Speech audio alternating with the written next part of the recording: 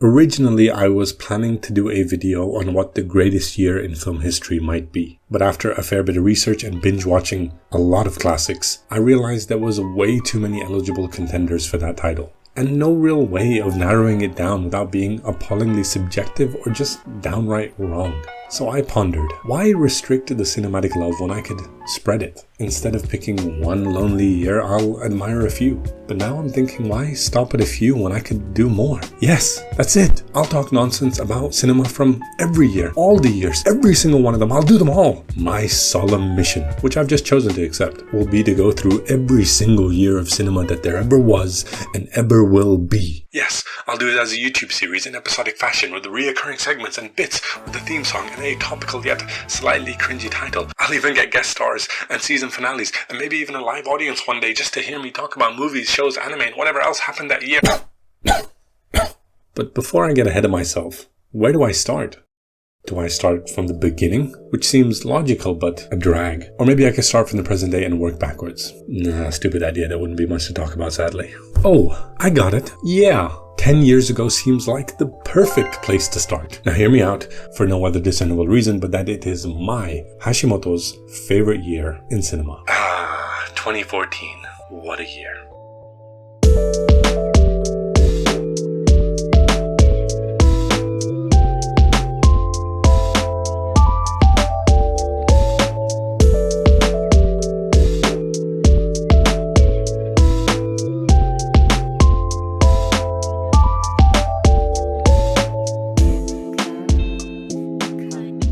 Film.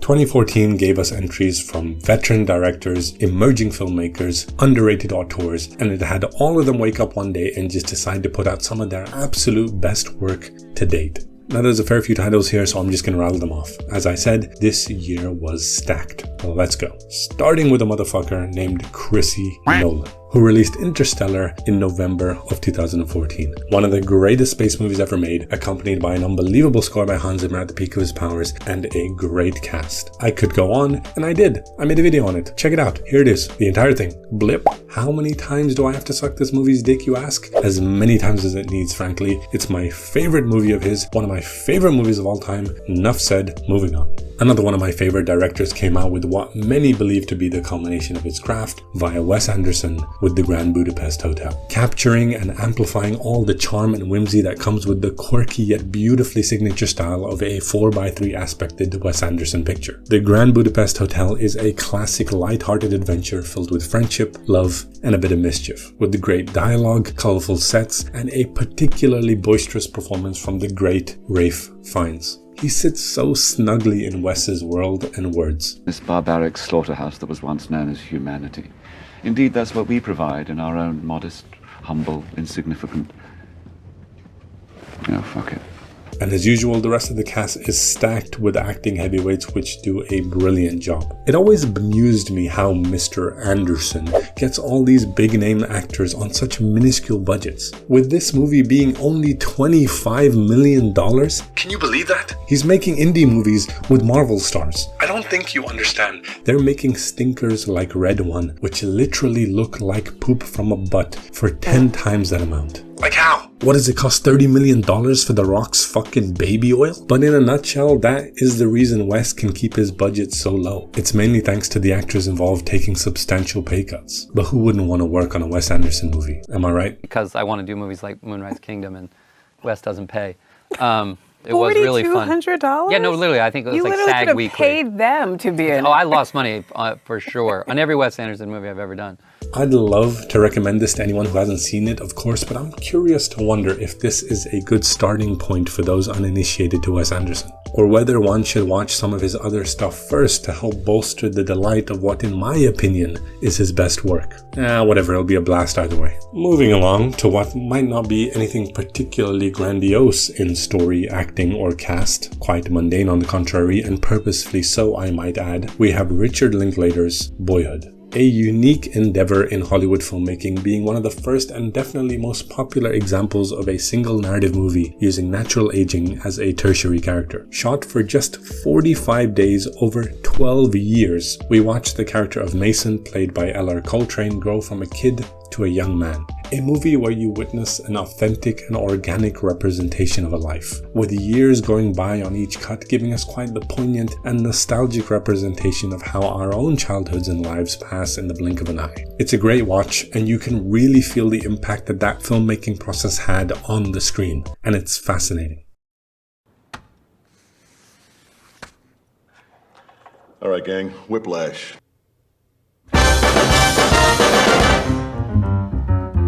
Whiplash, one of the best films ever, period. I don't care if everyone says it, it's just facts. A classic story of obsession which moves at 100 miles a minute, filled with punchy jazz and flagrant language, giving us one of the most intense characters ever brought to screen and still haunts my nightmares, studio band conductor Fletcher. Now, are you a rusher, or are you a dragger, or are you gonna be on my fucking time? I'm gonna be on your time. Which was so iconically played by J.K. Simmons. This movie helped boost the career of a great young actor in Miles Teller, and most importantly debuted a director which will undoubtedly, in my opinion, go on to do many great things, Damien Chazelle, who of course with this and La La Land under his belt doesn't really need to prove himself much further. Coming in at a tight hour 45, Whiplash is the perfect movie to light or relight that flame of passion for whatever it is you want to achieve. Now onto a flick that isn't under the radar or underground or anything. People love it and it got and gets its praises, but Dan Gilroy's Nightcrawler is still such a criminally underappreciated and underrated masterpiece. A 7.8? Are you kidding me? And you gave this hot pile of garbage an 8.4? Are 1.6 million people smoking crack? I feel like grabbing you by your ears right now and screaming in your face, I'm not fucking interested. This is how you do a psychotic freak, people. Delivering the performance of a lifetime, Jake Gyllenhaal gives us an unsettling representation of a mentally imbalanced conman in Louis Bloom. And to accompany his performance is some great writing and directing from Dan Gilroy, who actually wrote on his brother Tony's show recently, a little show you might have heard of called Andor, which probably, maybe, definitely is the best Star Wars content ever. Fight me. Watching Nightcrawler is like witnessing a car crash in slow motion. It's disturbing and intense, but you can't tear your eyes away. This movie also has its place in my top ranks, and I know I sound like a broken record and I'm saying this for every movie this year. Great record. Excellent album. We learned a lot from it. Great record. But didn't I say this was my favorite year for movies ever? I did say that, didn't I? So shut up and watch it if you haven't. The action genre was also redefined in 2014 when stuntmen turned directors Chad Stahelski and David Leitch partnered up with Keanu Reeves to bring us the first installment of the now quadrilogy John Wick. A badass movie with just enough story and character arc to help properly appreciate the masterful stunt work and gun fu at play. It showed Hollywood you can still make original movies on a moderate budget and have them be mega successes that look fabulous. But as usual, they didn't listen and pooped out 3 more John Wick movies with more spin-off and sequel content coming our way.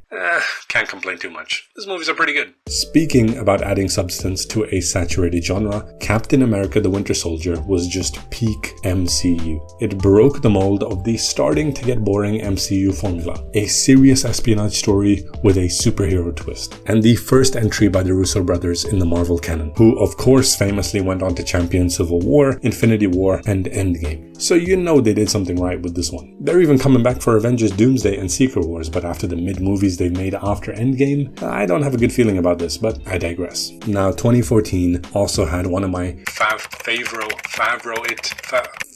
favorite comfort movies of all time with Chef. Every time I rewatch Chef, it reinvigorates this desire of art within me. I won't go much into this movie, it's just a fun film about mouth-watering food and good vibes. But I do want to give a particular mention to a fantastic video I saw by Ben from Canada, who explains how Jon Favreau's turmoil in making Iron Man 2 is what manifested into Chef. Super interesting and hilarious video, check it out. Alright, those are the main ones I really wanted to talk about. Now let's rattle off some other bangers that came out in this surreal year. Dawn of the Planet of the Apes, which for my money has the best mocap performance of all time. Gone Girl, a modern staple in psychological thriller from one of the greats of the genre himself, David Fincher. Guardians of the Galaxy, another sort of out-of-the-box MCU film with killer needle drops. Edge of Tomorrow, great Tom Cruise flick. X-Men Days of Future Past, top 3 X-Men movies ever in my opinion. Ex Machina, tasty sci-fi. Kingsman, iconic one-shot action sequence. Birdman, overrated, not my cup of tea, I do like Keaton. Spotlight was a masterpiece. Fury, big hero 006, P.T. Anderson put out a movie too with Inherent Vice. So did Ridley Scott with Exodus. Like, how many legendary directors put out a movie in 2014? Like, come on guys, this was even the year some dude named Shane Chen invented the hoverboard. Alright, enough about movies. Let's have a see what you might have been able to enjoy from the comfort of your own couch back in 2014. Television.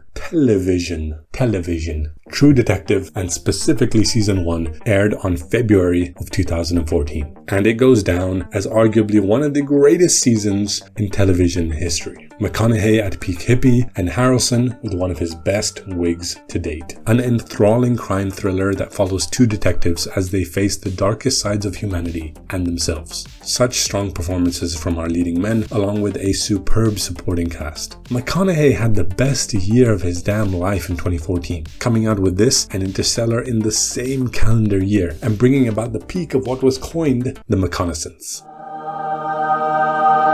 In the span of 2 years, McConaughey did Mud, Dallas Buyers Club, The Wolf of Wall Street, True Detective, and Inter-fucking-Stellar. My guy had the sauce and was swimming in it. No meat, just sauce. McConaughey in 2014 has to go down as one of the strongest years for any actor ever. And you can definitely count me in as part of the crowd that thinks True Detective Season 1 goes down as one of television's greatest. Now on to a slightly less groundbreaking yet still culturally significant show that began airing in 2014, The Flash. Probably, and sadly, the best live action representation of The Flash to date. It was a great show, especially for those first few seasons. Grant Gustin made an excellent Barry Allen, and Tom Cavanaugh as Harrison Wells, and spoiler alert, Eobard Thawne was a menacing villain. This, along with Arrow, became the of what would go on to become the Arrowverse. Or is it CW-averse? And even though they started good, they eventually spun off into absolute shit shows, pushing the envelope just a little bit too much. But I still stand by The Flash, because it brings back great memories for me and my time in high school. Alright, that's all I have to say about shows. Sorry, but I'm only going to talk about the stuff I've seen. I'm not a poser, and I'm not a huge TV show guy. I'm very sorry, and I apologize for the inconvenience of me not giving a fuck what you think. What are you gonna do? Anime. I've been watching anime since I was a little kid. Your usual things like Naruto, Full Metal Alchemist, Death Note, yada yada yada. But I watched those after they had been airing for ages or finished airing. One of the first anime I watched from the day it was released to the day it dropped off was in 2014 with Tokyo Ghoul. The hype for this show was real back in the day. The anime's opening, Unravel, was everywhere. People were having a field day doing cosplay with basically BDSM masks, and the show was pretty good from what I remember. Moving on, an anime that was definitely great with no doubt about it, Parasite: The Maxim. The love I have for 12 to 24 episode animes is bottomless, and this limited anime is one of those reasons. Just awesome animation, pacing, voice acting, and story. Japan's most legendary studio also had major releases around this time, with both iconic directors Hayao Miyazaki and Isao Takahata releasing films through their company, Studio Ghibli. Miyazaki made The Wind Rises, a heartwarming biography about the Japanese aeronautical engineer Jiro Horikoshi, whilst Takahata made The Tale of the Princess Kaguya, which is based on one of Japan's oldest surviving pieces of fiction, The Tale of the Bamboo Cutter. The story about a baby found in a bamboo stalk was said to be written in the 10th century, and the oldest surviving manuscript is dated to 1592. Both were fabulous films, but I tend to lean towards Princess Kaguya. The style was just so enamoring compared to anything I had seen before. Now, before anyone even tries to come for me in the comments, which realistically nobody will because I get an average of 5 comments per video, with half of them being me, I know these movies were officially released in Japan in 2013. But myself and most of the world only got to see them well into 2014, if not 2015. Flippin' Japan and their release dates, man. Breaking news! Welcome to the news segment of the program.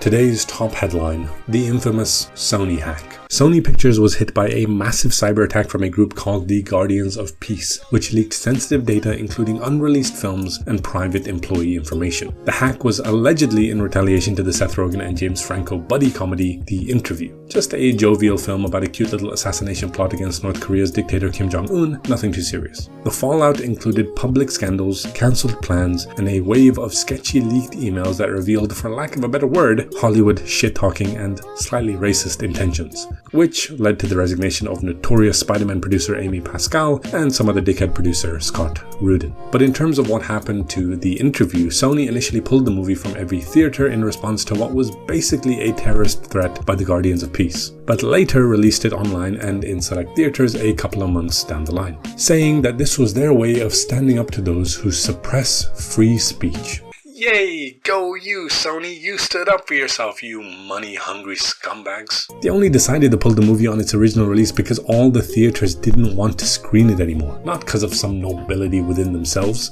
And what do we learn from this, people? Hollywood studio executives are bastards, and maybe don't fuck with North Korea. Don't forget, scumbag. Especially for a piss-farting comedy like The Interview. Oh, you telling me my man doesn't pee or poo? Speaking of true comedy, Robin Williams passed away on 11th August 2014. The star was known for his comedic roles in movies like Aladdin, Miss Doubtfire, and Hook, as well as more dramatic parts in movies like Dead Poets Society and Good Will Hunting. Mr. Williams passed away at the age of 63, a true icon lost too soon. Rest in peace.